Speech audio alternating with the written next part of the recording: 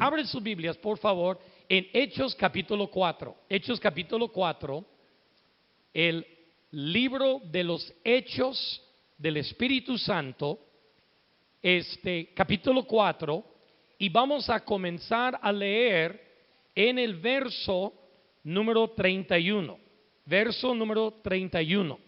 Y cuando lo encuentran, digan amén. Y si usted nota, yo nunca pongo los versículos en mi PowerPoint, así que los versículos no van a aparecer en la pantalla, porque me di cuenta cuando yo ponía los versículos ahí, la gente dejaba de traer su Biblia. Y a mí no me gusta que los cristianos dejemos de traer nuestras Biblias. Así que si usted tiene una Biblia y usted se fija que alguien al lado suyo no tiene Biblia o teléfono con el cual están viendo o tablet, y quisiera compartir, nada más acércase, o si ustedes son una pareja, tienen dos y le quiere prestar al hermano o a la hermana que no tiene, para que ellos puedan estar mirando la palabra de Dios. Quiero decir esto: las únicas palabras que en esta mañana se van a escuchar, que son palabras perfectas, son las palabras que estamos al punto de leer, porque las palabras de mi sermón no lo son, salen de labios de un hombre que no es perfecto, pero lo que estamos al punto de leer son palabras perfectas, son palabras de Dios mismo. Así que pongámonos de pie, vamos a dar lectura a la santa palabra de Dios y vamos a comenzar en el verso número 31. Verso número 31. Nota lo que dice las Sagradas Escrituras. Dice: cuando hubieron orado, el lugar en que estaban congregados tembló y todos fueron llenos del Espíritu Santo. Ahora subrayan esta frase: todos fueron llenos del Espíritu Santo, porque aquí nos va a manifestar lo que es una de las manifestaciones de ser lleno del Espíritu Santo. Yo me asombro a las iglesias hoy en día que han tomado la obra del Espíritu Santo y lo han hecho tan superficial.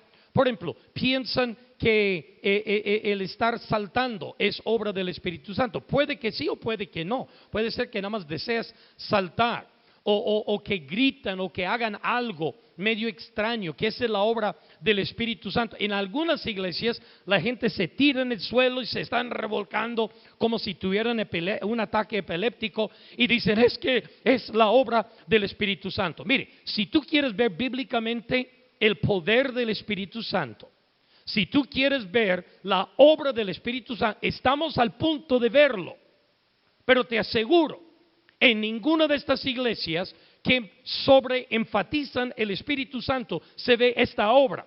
Pero cuando uno está lleno del Espíritu Santo, esta es una de las manifestaciones de estar lleno del Espíritu Santo. Sigamos leyendo y espero que se den cuenta a qué me refiero. Dice: todos estaban congregados, versículo 31, y todos fueron llenos del Espíritu Santo. Y aquí tenemos uno de las manifestaciones: y hablaron con denuedo la palabra de Dios. Y la multitud de los que habían creído eran de un corazón. Y la multitud de los que habían creído eran de un corazón y un alma. Subrayen esta frase, porque este es el título de mi sermón hoy en la mañana. Les voy a enseñar cómo ser una iglesia de un corazón y un alma. Todos eran de un corazón, toda la congregación de los que estaban reunidos eran de un corazón y de un alma. Dice la palabra de Dios: y ninguno decía ser suyo propio nada de lo que poseía, y tenían todas las cosas en común. Y con gran poder los apóstoles daban testimonio de la resurrección del Señor Jesús, y abundante gracia era sobre ellos. Así que no había entre ellos, ¿qué cosa? Ningún necesitado, porque todos los que poseían heredades o casas las vendían y traían el precio de lo vendido y lo ponían a los pies de los apóstoles, y se repartía cada uno según su necesidad. Si quiere ver la llenura del Espíritu Santo, aquí está la llenura del Espíritu Santo. En medio de persecución, hablar con denuedo la palabra de Dios.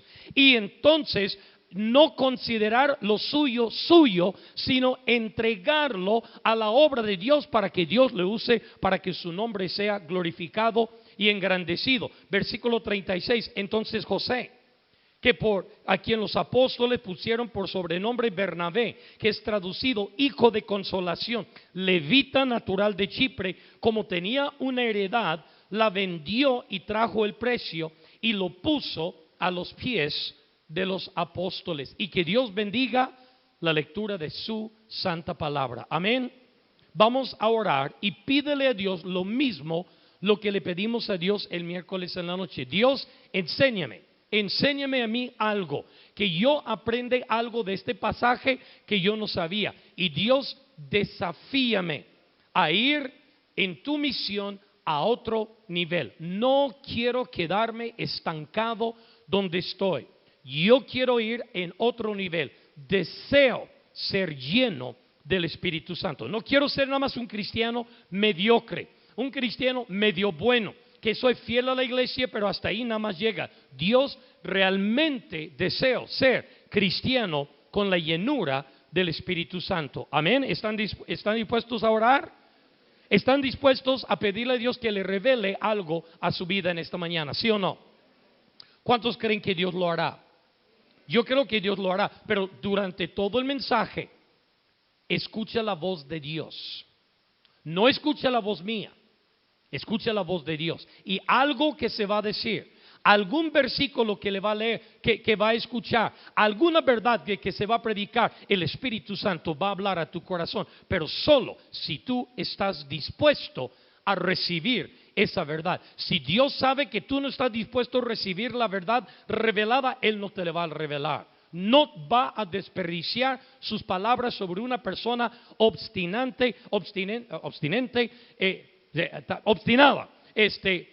ni obstinante ni obstinado, tampoco, ninguno de las dos cosas. No va a desperdiciar su Espíritu Santo cuando una persona es obstinada, que no le va a hacer caso. Para que recibas palabra de Dios, tienes que desear recibir palabra de Dios y tienes que estar dispuesto a ser desafiado. Amén. ¿Cuántos están dispuestos en esta mañana? ¿Cuántos están dispuestos en esta mañana? Amén. Vamos a pedirle a Dios que haga esto en esta mañana. Padre, les pedí que subrayaran la frase en el versículo 32 que decía: y la multitud de los que habían creído eran de un corazón y un alma. ¿Sabe lo que es eso? Es una expresión de unidad total. El ser de un corazón y un alma es una expresión de unidad total. Todos comprometidos a la misma causa. No a la causa peruana, a la causa de Jesús. Amén. Porque yo no me comí la causa peruana, porque ya sabía lo que había dentro. Pero lo bueno que el hermano Jaime sí se lo comió. Él siempre va a estar con la duda: ¿me comí gusanos o me está bromeando Rafael? O estaba bromeando cuando dijo que no eran gusanos. Yo no sé, yo tampoco no sé. No, sino que todos comprometidos. Ahora, nota lo que está pasando. Nota lo que está pasando. La iglesia se reúne, son llenos del Espíritu Santo, y dice la palabra de Dios que la iglesia es de un solo corazón y un alma. ¿Sabe por qué sucede tal solidaridad? ¿Sabe por qué sucede esta unidad instantánea? Por causa de lo que está aconteciendo al principio del capítulo 4. ¿Sabe lo que está aconteciendo? Después usted lo puede leer. Los apóstoles están predicando la resurrección de Cristo Jesús. Cristo acaba de ser crucificado sobre la cruz. Así que la cosa está todavía muy caliente. La cosa está muy sensible. Se están escuchando rumores de que Jesús resucitó, y los apóstoles y los discípulos de Cristo están atestiguando: si es verdad, lo vimos, lo escuchamos, lo mataron, pero Él resucitó, ascendió al Padre y nos dijo que hiciéramos discípulos desde Jerusalén hasta lo último de la tierra. Y sabes que ellos agarraron muy a pecho esas palabras, porque comenzaron a ser discípulos en su Jerusalén, que es la ciudad de Jerusalén. Comenzaron a ser, dice que en el primer culto Pedro predicó en el capítulo 2, 3,000 personas se conviertan, se bautizan. Luego habla de 5,000, luego habla de 5,000 hombres, luego habla de multitudes. La iglesia empieza a crecer y las autoridades se dan cuenta de que lo que ellos trataron de detener, de parar con la crucifixión de Cristo, solamente echaron leña al fuego. Y ahora está creciendo, parece como una fogata incontrolable, un incendio incontrolable. Y lo que ellos deciden hacer es intimidar, encarcelar y perseguir a los líderes de la iglesia. Y en los primeros versículos del capítulo 4 es justamente lo que está pasando. Se desata la persecución en contra de la iglesia. Le llaman a los discípulos. Primer amenaza: no pueden predicar en el nombre de Cristo Jesús. ¿Y sabe lo que responden? No hay otro nombre dado a los hombres en que pueden ser salvos. El único nombre en el cual puede ser salvo es el nombre de Cristo Jesús. Y ellos salen de ahí después de verlos intimidado, después de verlos azotado, después de verlos amenazado, y ellos están allí gozosos, y ellos oran a Dios y dicen: soberano Dios, danos el denuedo de seguir predicando. ¿Saben lo que no están pidiendo?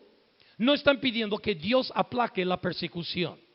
No están pidiendo eso. El predicador de la celebración global el año pasado fue el pastor Kenneth Bailey, un pastor coreano que estuvo preso allá en Norcorea. Yo no escuché ninguno de sus sermones, pero he escuchado muchos testimonios de hermanos que han sido perseguidos por causa de su fe cristiana hoy en día, en nuestra era hoy en día. Y ¿saben lo que todos concuerdan? No le piden a Dios de que cese la persecución. Dios, ayúdanos a ser fiel a seguir predicando en medio de la persecución. Y esto es lo que están haciendo los apóstoles. Ellos no están diciendo: ay Dios, por favor, ablanda sus corazones ellos para que no nos persigan y que nos dejan predicar con libertad. Oh Dios, ayúdanos a adaptarnos a esta nueva realidad.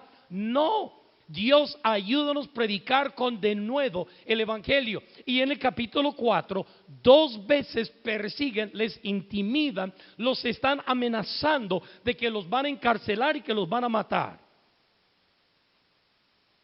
Esto es lo que está pasando a la iglesia. La iglesia está siendo perseguida. Lea lo que dice aquí, lo que escribí. La persecución tiene la habilidad de cambiar nuestra perspectiva, purificar nuestros motivos, fortalecer nuestra fe, alinear nuestro corazón alrededor de lo que es realmente importante. Cuando la iglesia está sufriendo prosperidad, libertad, ¿sabe lo que tiende a ser la iglesia? Egocéntrica e individualista. Pero cuando se desata la persecución, ¿sabe lo que tiende a suceder? Cambia nuestra perspectiva, que mi propio beneficio no es lo más importante.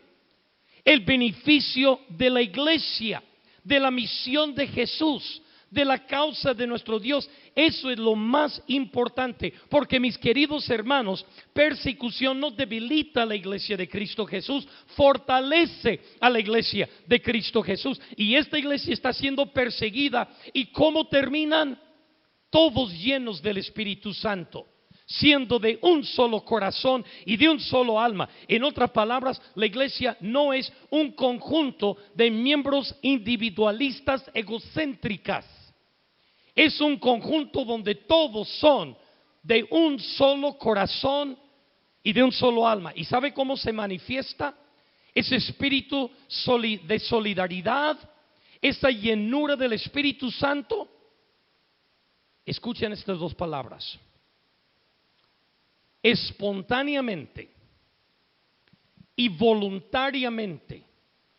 En la reunión de la iglesia donde son llenos del Espíritu Santo y están predicando con denuedo la palabra de Dios a pesar de la persecución, algunos miembros se ponen de pie.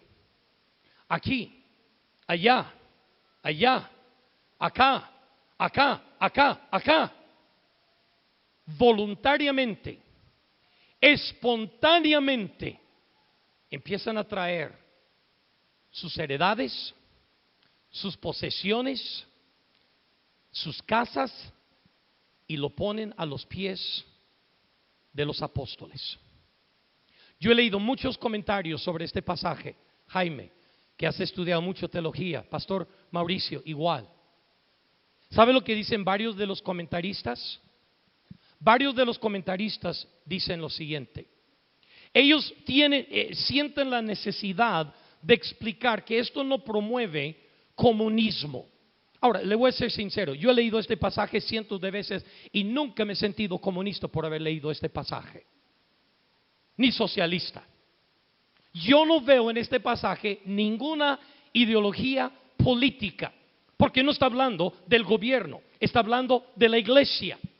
Y sienten la necesidad de agregar esta frase. Y esto es lo que dijeron varios de los comentaristas. Esto de vender todo y entregarlo a la iglesia no se debería de considerar normativo para la iglesia de hoy. ¿Sabe lo que yo hice con el comentario? Lo agarré y lo tiré a la basura. La Biblia es palabra de Dios, comentarios no lo son. Comentarios son los pensamientos de hombres teólogos acerca de lo que la Escritura dice. Y qué lástima de que en la mayoría de las iglesias hoy en día esto no se considera normativo para la iglesia de hoy. Dios no está promoviendo una ideología política porque Dios es apolítico. Dios dice: el corazón del rey está en manos de Jehová. Dios levanta buenos políticos, escúcheme, y Dios levanta malos políticos. Así que en América Latina, para la honra y la gloria de Dios, tenemos muchos malos políticos, ¿verdad? Cuyo corazón está en manos de Jehová y Él lo tuerce donde Él quiere, porque Dios no está interesado en la política, Dios está interesado en su reino, en su misión.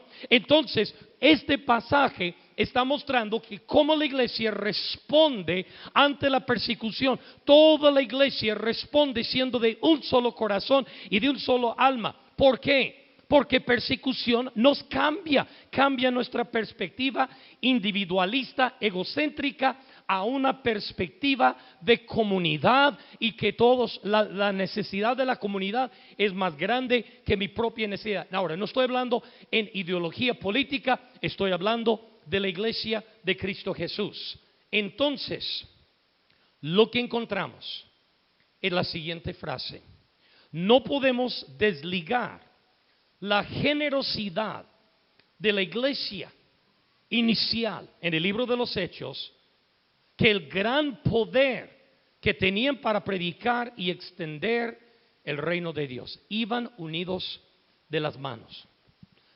El Espíritu Santo les daba poder para poder predicar con denuedo ante la persecución, y el Espíritu Santo les daba poder para poder financiar la extensión de la obra de Dios a través de la ofrenda voluntaria, espontánea de miembros de la iglesia que vendían sus propiedades y heredades y terrenos y casas y joyas y cosas que poseían, y traían el precio de lo vendido a los pies de los apóstoles. No podemos desligar estas dos cosas, ellos van unidos. Y voy a explicar por qué van unidos. Porque la Biblia dice que la iglesia era de un corazón y un alma. Ahora, si nuestra iglesia va a ser esta clase de iglesia de un solo corazón y un solo alma, hay tres cosas que necesitamos tener. Número uno, necesitamos tener claridad de llamamiento. Claridad de llamamiento. ¿Sabe por qué respondieron los miembros de la iglesia, cuando están mirando la persecución de la iglesia y están viendo los apóstoles, los discípulos que están predicando con denuedo, ¿sabe por qué respondieron espontáneamente? Nadie les pidió. En ningún versículo aquí dice que el gobierno se lo exigió. Ni siquiera dice que los apóstoles, ni siquiera Pedro o alguno de los apóstoles se pone de pie y dicen: si alguien está dispuesto a hacer eso, Dios le va a bendecir. Si usted siembra una semilla de fe, Dios le va a dar. No, sin que se lo pidieran. La gente espontáneamente se levantaba y empezaba a traer el precio de lo vendido a los pies de los apóstoles, sin ninguna presión alguna. ¿Por qué? Porque número uno, había claridad de llamamiento. Claridad de llamamiento. El miércoles dije lo siguiente, y lo quiero volver a repetir, porque algunos estaban dormidos cuando lo dije y otros no estaban. Así que vale la pena repetirlo otra vez. ¿Qué le parece? La división más grande que existe en las iglesias hoy en día no es entre rico y pobre, estudiado y no estudiado, no es entre moreno y chele. Ustedes dicen a los blancos cheles, ¿verdad? Entre los morenos y los cheles. No. ¿Sabe cuál es la división más grande? Este espacio aquí. Los que todo su cristianismo se caracteriza por venir a los cultos y sentarse en las sillas, y los que vienen a los cultos a pararse en las plataformas. Esta es la división. ¿Sabe lo que no había en la iglesia en Jerusalén? Esta división. Porque había claridad de llamamiento. ¿Sabe lo que entendieron los que dieron sus propiedades espontáneamente, voluntariamente? ¿Sabe lo que comprendieron? Escúcheme, que el llamamiento de Dios no es solo para los apóstoles. No es solo para los que están predicando con denuedo la palabra de Dios. Es para todos. Mis queridos hermanos, lo que necesitamos comprender, que los de misiones no es solamente del grupo que va y visita los hospitales, y los jóvenes que salen a predicar en las plazas, y los hermanos que hacen casitas de oasis, y los hermanos que han fundado iglesias y que tienen proyectos aquí y en Nicaragua y en otros lugares, y luego los que van hasta lo último de la tierra a predicar. No, hay que tener claro el llamamiento. El llamamiento no es de un grupo de personas, el llamamiento es de todos. El llamamiento es de todos. Ahora, lo que sí comprendieron es lo siguiente: de que todos somos llamados a extender el reino de Dios. Ahora, todos participamos de maneras distintas. No todos participamos de la misma manera. El miércoles en la noche les hablé acerca de las dos cosas que Cristo hizo sobre la tierra. A ver si lo recuerdan. ¿Cuáles son las únicas dos cosas que Cristo hizo aquí sobre la tierra? Déjame iniciar con una pregunta. ¿Cristo alguna vez construyó un templo? ¿Una iglesia? ¿Sí o no? No les oigo. ¿Sí o no? No. ¿Cristo dirigió un culto como nuestros cultos? No. ¿Qué es lo que Cristo hizo? Número uno, predicó el evangelio y luego sanó enfermos. Eso es todo. Nosotros predicamos el evangelio con palabras y predicamos el evangelio con acciones.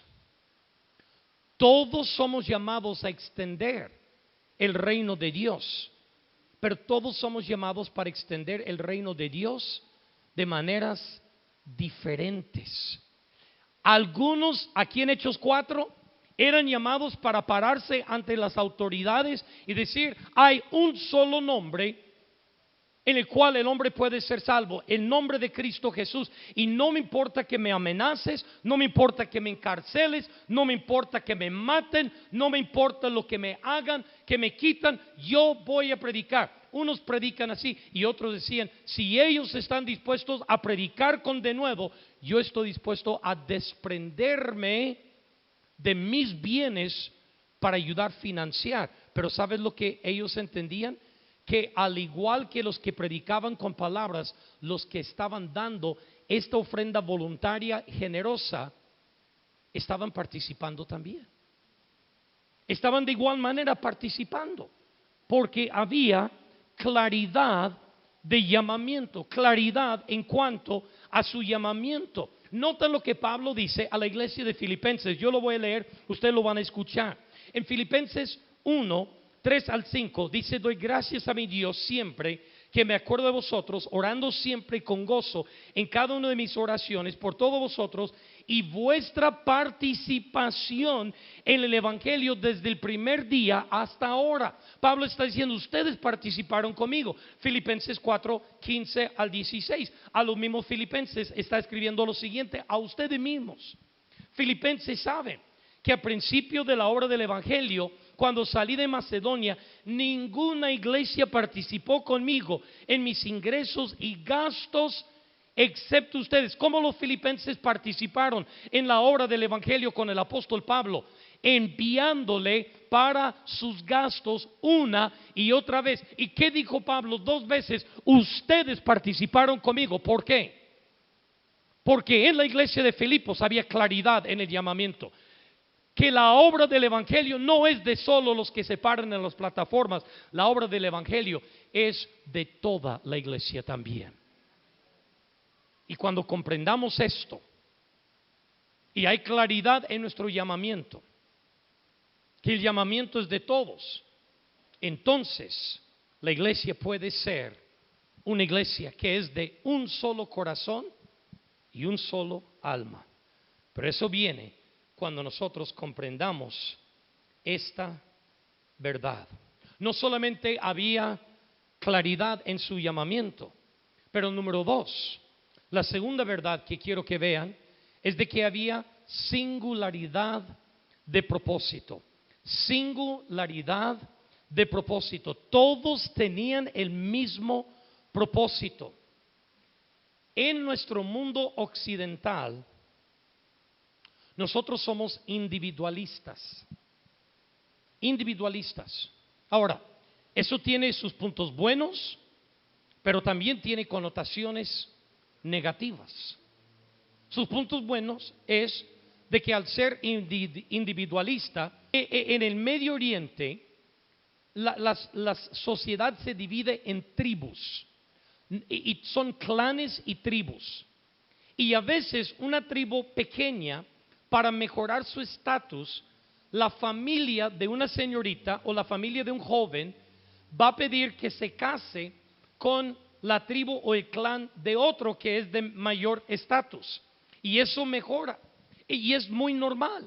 Entonces ellos dicen: ¿sabes qué? Mi hija se va a casar con tu hijo. Cuando tienen 3 años, ya está prearreglado. Ahora, en nuestra mentalidad, nosotros decimos: ¿cómo pueden hacer eso? Yo no lo entiendo. Eso es abuso. ¿Cómo van a hacer eso? Pero ¿sabe cuál es el pensar? Porque yo he hablado con sinfín de jóvenes y señoritas que sus familias han predeterminado con quién se van a casar. Y les he hecho preguntas como que: ¿pero ustedes están dispuestos a hacer eso? ¿Qué tal si la persona con la cual se casen, que ni siquiera los conocen cuando se llegan a casar? ¿Qué tal si no los ama? ¿Qué tal si son abusivos? ¿Qué tal si son malas personas? ¿Qué tal si no se congenian? Yo no me voy a casar pensando en mí. Yo me voy a casar pensando en mi tribu, en mi familia, en mi clan. Ese pensamiento es totalmente foráneo, es extraño en nuestra mentalidad. Pero escucha esto: la Biblia no es un libro occidental. La Biblia es un libro del Medio Oriente. Por eso algunos de nosotros sentimos incómodos cuando leemos este pasaje, que miembros de la iglesia se levantaban voluntariamente, espontáneamente, y traían los precios de sus heredades, de sus casas, de sus posesiones, espontáneamente, voluntariamente a los pies de los apóstoles. ¿Por qué? Porque nosotros somos individualistas y por resultado tendemos a ser egocéntricos. Pero ellos no. Ellos consideran que la necesidad de nuestra comunidad es más grande que mi necesidad personal. ¿Por qué? Porque había claridad en el llamamiento y porque había singularidad de propósito. Síguele al siguiente, hermano, por favor. Siguiente slide, por favor, hermano, cámbiale. Gracias. Esto es la declaración de propósito de la iglesia. Quiero que lo digan otra vez conmigo. Ya lo dijimos 2 veces, pero quiero que lo digan una tercera vez. Díganlo todos conmigo. Y quiero que lo digan en voz fuerte. Amén.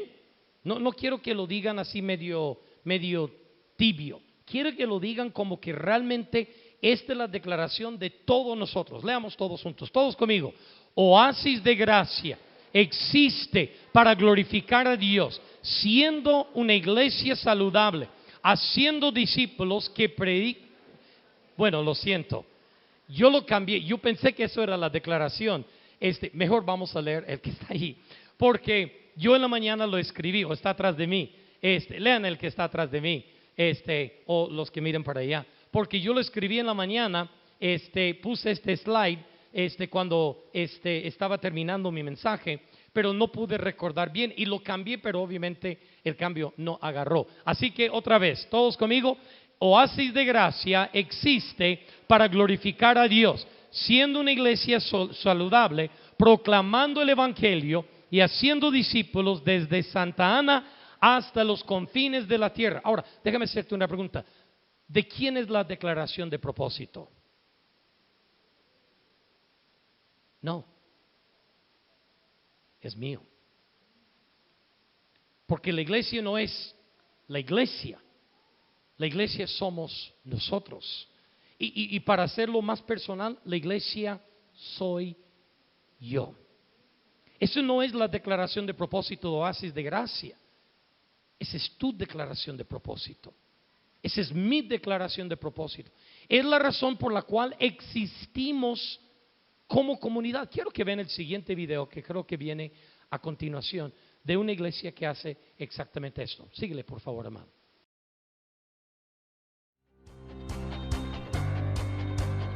Yo me involucro. Nosotros nos involucramos. Yo me involucro. Involúcrate con la acción local. Nosotras nos involucramos. Yo me involucro. Yo me involucro. Yo me involucro. Nosotros nos involucramos. Nosotros nos involucramos. Yo me involucro.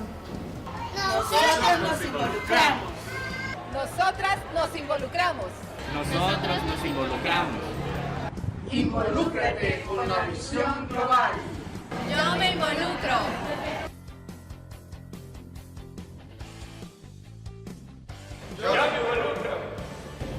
Yo me involucro.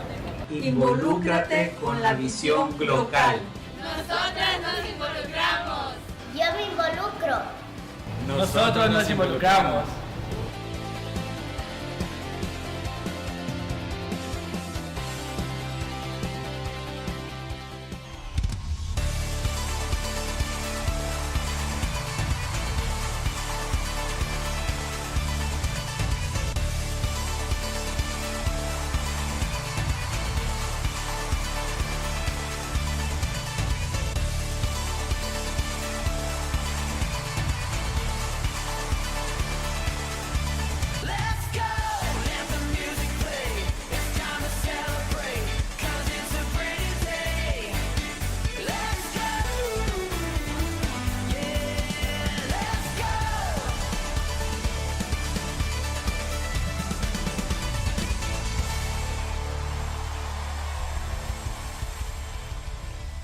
Quiero que hagan algo en esta mañana.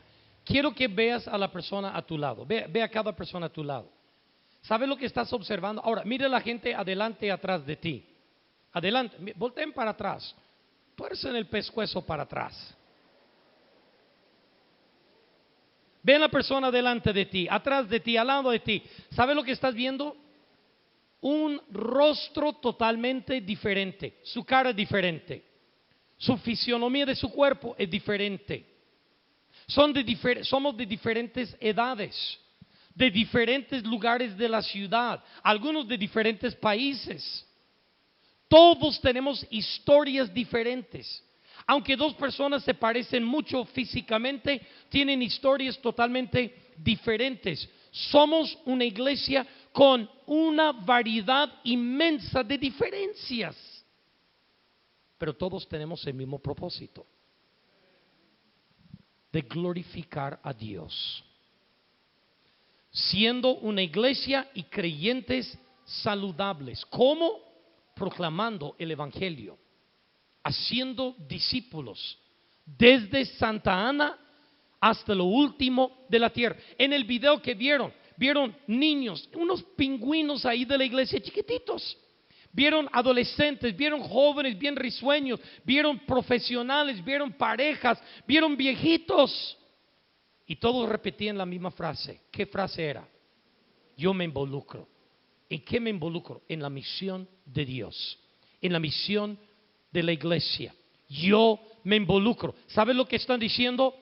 La misión de Dios, la misión de la iglesia no es para los que se paran en las plataformas, es para cada persona. ¿Por qué? Porque había singularidad de propósito.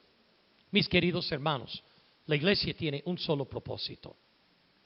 Y déjame romper el globo de algunos. Ese propósito no eres tú. Ese propósito no soy yo. ¿Sabe por qué algunas personas se van de las iglesias?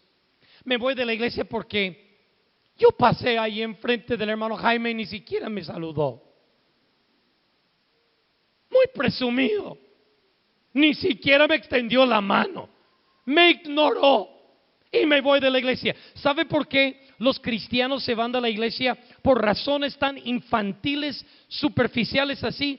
Porque nosotros creemos que la iglesia se trata de nosotros.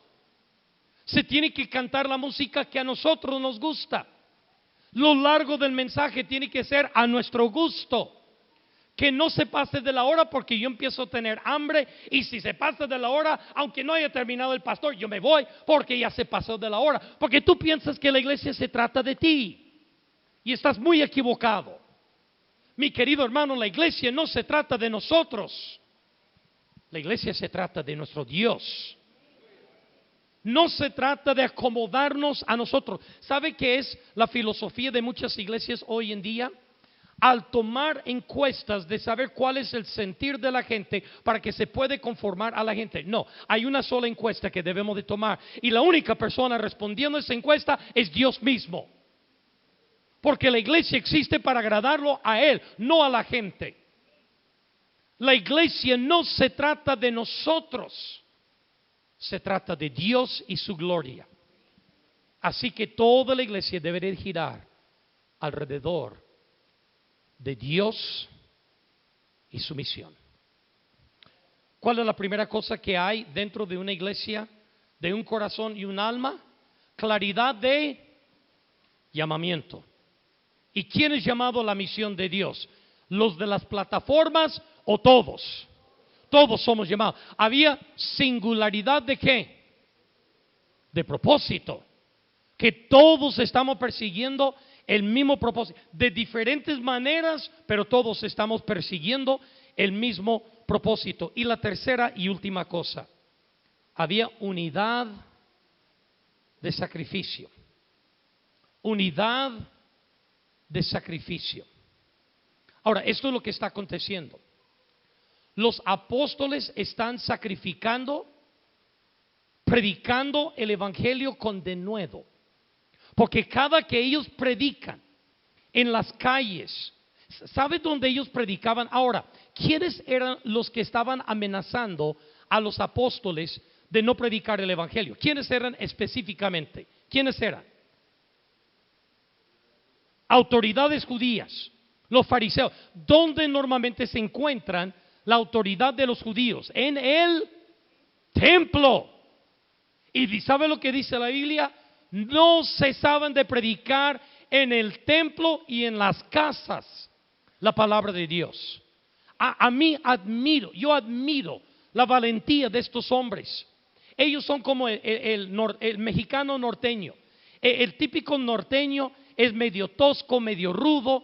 Y hay un dicho en el norte de México que dice: no vengo a ver si puedo, sino porque puedo vengo, ¿verdad?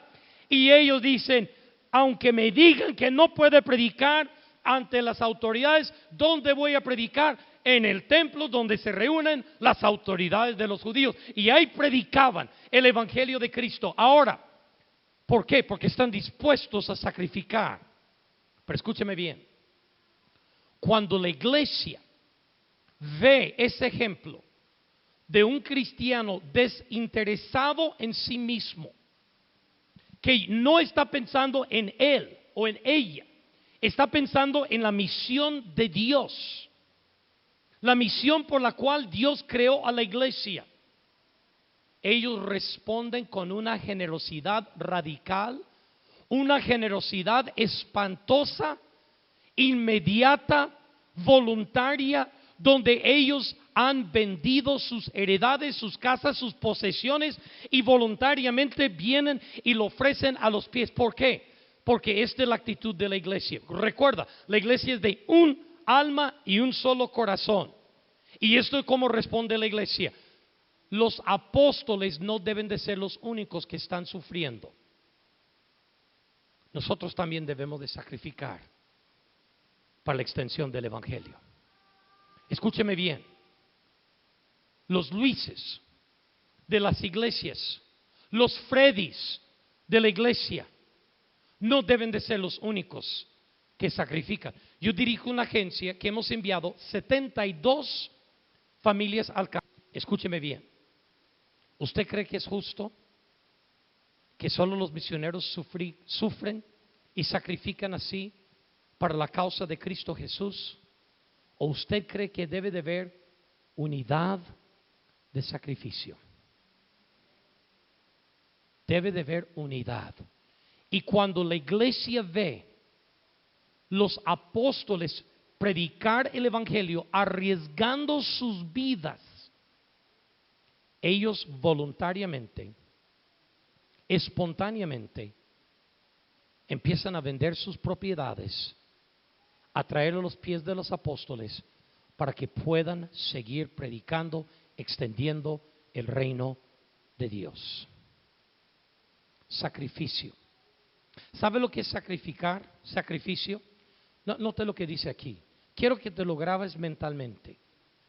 Sacrificio es entregar algo que tú amas mucho para alguien a quien tú amas aún más. Esta es la historia detrás de esto. ¿Te acuerdas de María? Antes de que muriera Jesús, que llega a la casa del fariseo leproso Simón, y ella trae una caja de alabastro, perfume de nardo puro. Y la Biblia dice que este nardo puro, Judas Iscariote dijo, ¿por qué no se vendió y se dio a los pobres? Porque dice la Biblia que era el equivalente de un salario de un hombre un año. Ahora, esta es la historia atrás de la historia.